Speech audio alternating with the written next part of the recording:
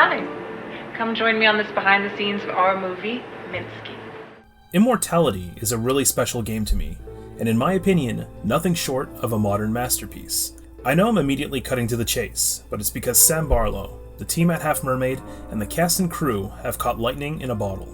Like with her story in Telling Lies, Barlow has once again pushed the boundaries of what video games can be, and that's something to be excited about. I think the reason why many game showcases and directs feel boring nowadays is because the saturation of titles creates the sense that everything's been done to death. Without even playing 95% of them, you feel like you already have. But even though Immortality is Barlow's third FMV game, it defies core gaming conventions in ways unlike anything else. It doesn't hold your hand, and the unknown adds to the mystery. As a game told through movie scenes, the story and game experiences are intertwined in a way that demands high precision in design. That is to say, a very fine needle is being threaded to give the player enough freedom to feel that they're in control, yet also follow a specific narrative path. The craftsmanship on all fronts is at an extremely high level, because when an experience is all about the details, no corners can afford to be cut. I can gush about it endlessly, but in brief, if you enjoy solving mysteries, Immortality offers a wonderfully layered narrative that constantly challenges what you think you know, and stirs debates you'll be thinking about long after you put down the controller.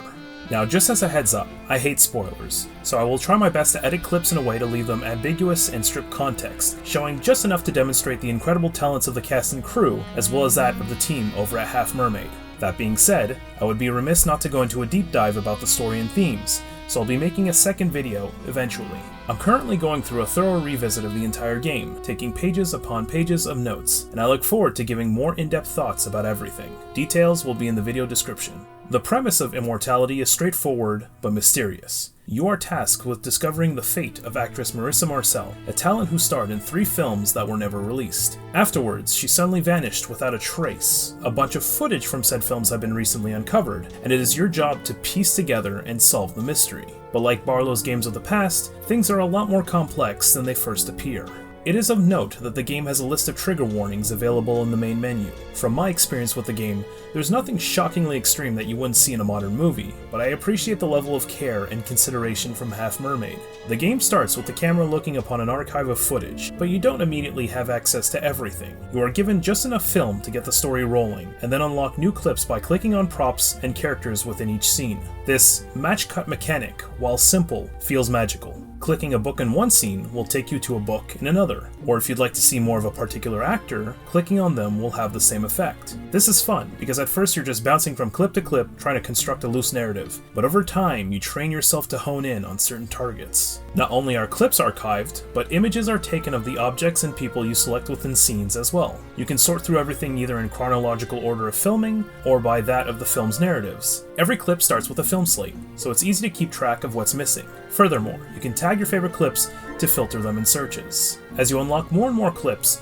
the rabbit hole begins to deepen as the puzzle pieces connect. A critical piece of information might open the door to new material previously locked, but the true magic of Barlow's games is that you never quite know what's under the hood. In most games, the obstacles are quite clear. Find a key to open a gate, defeat a wave of enemies to advance, but Immortality is much more implicit in how it communicates with the player. The lack of hand-holding fosters a curiosity that begs to be indulged. After 15 hours of play, there are certain things that I'm still not quite sure whether are random, or if I haven't quite figured them out fully. There's this law in video game design where you want every player interaction to show a sign that something's happened. If you click a button and there's no audiovisual cue that something's changed, it creates a frustrating confusion. But Immortality kinda goes against the grain in that regard, daring not to communicate the full influence of the player's actions. You might suddenly hear a sound while playing and think, is there something to this, or is this a red herring to create a sense of uneasiness? Suffice it to say, a lot of the joy of Immortality is experimenting and stumbling into unexpected results. Going back and revisiting old clips in new contexts often demonstrates a carefully crafted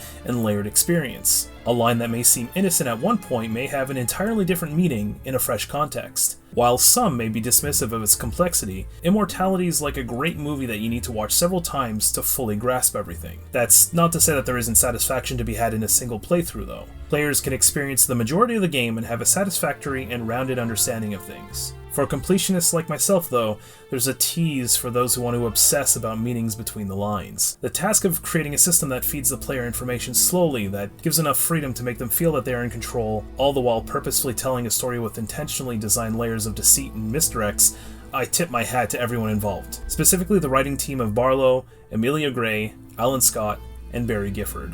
Often when we talk about player choice in video games, it feels cheap because the experience is transparent enough that the player doesn't actually feel like they have a choice. But by hiding all the strings and gears under the hood, we're left with nothing but intuition to guide us. Barlow capitalizes on this to guide the player through specific narrative hoops in a way that tricks the player into thinking it was their idea all along, and I respect that cleverness. The real genius of this game is how meticulously it is in every aspect of its execution, and a lot of that is due to the efforts of Barlow's team. For the match cut effect to properly function, that meant that the prop and costuming departments, as well as set decorators, had to carefully craft scenes in all 3 films that could be strung together. Making one film is hard enough, but in this case, each were developed with the others in mind. And on top of that, there are meta aspects to consider, because you're not just observing the actors on screen, but the fictional crews of the 3 films. So in essence, production was a crew filming movies. The amount of planning must have been insane, and I can visualize in my mind's eye a massive corkboard with hundreds of pins and yards upon yards of string. And then on a technical game level, Half Mermaid had to go frame by frame and rotoscope hitboxes on objects for hundreds of clips. My brain just melts thinking about how ambitious Immortality is on a technical level.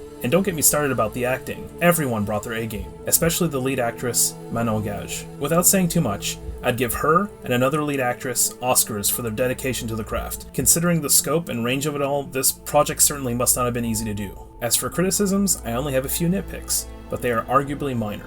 On occasion, there are audio bugs when transitioning from one clip to another. You can easily fix these by pausing and unpausing the clip. Not a big deal, but worth a remark. But I must give kudos to Half Mermaid. I mentioned some bugs on Twitter, and they took the time to message me to let me know what fixes were being worked on. Praise the agility with which indie studios respond to players. Secondly, the game can feel a little tedious when aiming for 100% completion, because there's a bit of an RNG aspect. The randomization serves the game well for the vast chunk of the experience, but fishing for those final clips feels like rolling a D100 dice at times. At the time of writing this, less than approximately 0.5% of Xbox players have collected everything. When I mentioned earlier the law of video game design where it can become frustrating not to feel the impact of one's actions, that sort of takes effect when you have a final piece of the puzzle to find and don't know if there's something you're missing. But again, this is a nitpick for completionists. Like any other game, players can have an incredible experience without having to turn over every single rock. So to return to what I said at the start, Immortality is nothing short of a masterpiece. This game feels like it was designed specifically for me. I'm a video editor with acting experience, a passion for video games, and who went to college for English literature, so my neurons were firing on all cylinders while playing. It's clear that everyone involved gave their 110% to craft something beautiful and memorable. Now I'm left wondering what Sam can do more. Maybe it's due to the FMV nature of the game, but boy would I love his take on something in the realm of phantasmagoria. For me, this is easily a 10 out of 10, and potentially my GOTY at this point.